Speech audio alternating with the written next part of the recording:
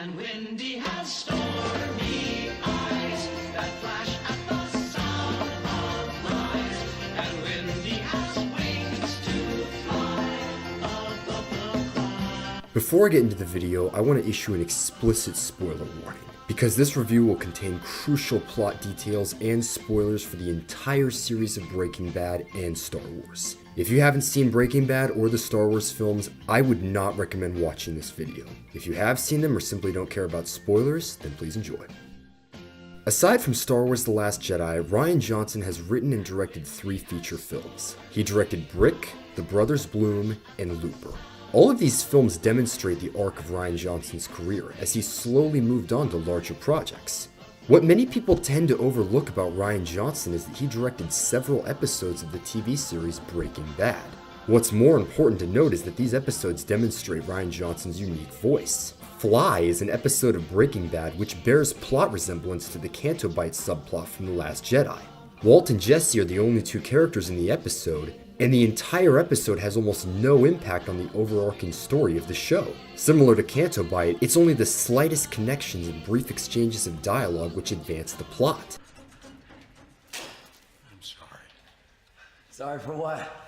Being a lunatic? I'm sorry about Jane.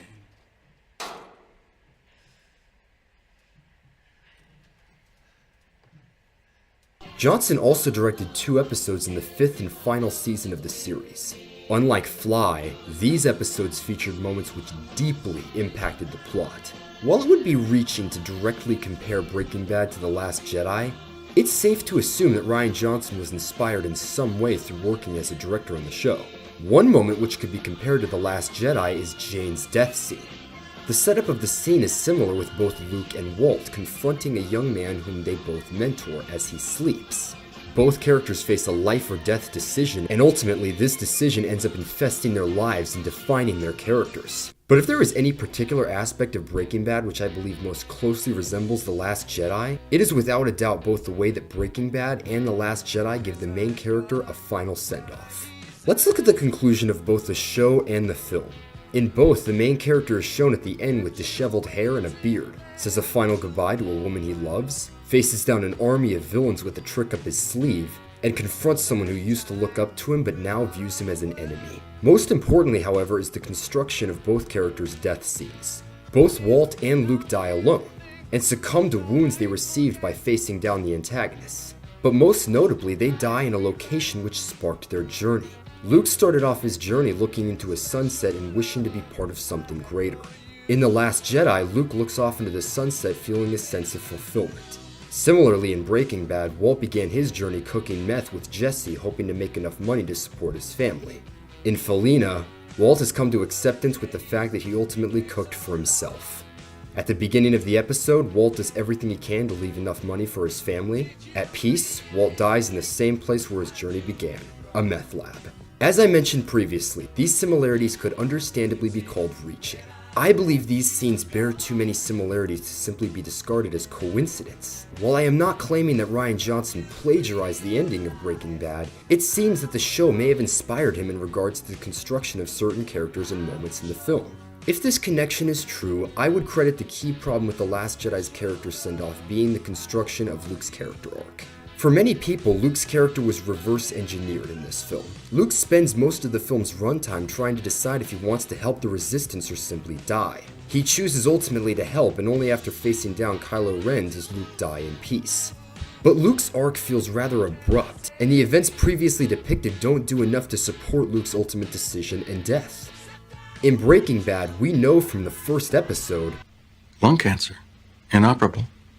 From this point on, Walt is only working to protect his legacy. He quickly comes to terms with his death and spends the show attempting to leave something behind and add value to the last few months of his life. In the latter half of Season 5, Walt is cleaning up the mess which he has made and doing everything he can to make what he has accomplished amount to something. Earlier in Felina, Walt says goodbye to everyone he needed to and took care of everything which he needed to, meaning that all that Walt had to do was kill Jack and his crew. This is why the standoff with Jesse is so emotionally powerful. Walt has nothing left to live for at that moment. In fact, he is already mortally wounded. This standoff is the accumulation of the arc of Walt and Jesse. It is emotionally striking and tense because of everything which built to Jesse's ultimate decision. After Jesse escapes from the complex, crying in relief and joy, Walt has nothing left to do but to simply die in peace, knowing that he did everything he needed to and now he can finally lie down. Rian Johnson hasn't directly recognized Breaking Bad as having an inspiration to the plot of The Last Jedi. He has, however, credited Breaking Bad as having a massive impact on him as a filmmaker. What were the things that you learned and kind of that Breaking Bad prepared you for Star Wars? That's a really good question. That was something that the whole Breaking Bad crew, I think, did really well all the way up until the end, is just doing their thing and keeping it on track, and not getting sidetracked by kind of the world outside, but telling their story, basically. And in terms of, I mean, I learned so much from working on that show. I mean, everything from the writers to the actors. It was...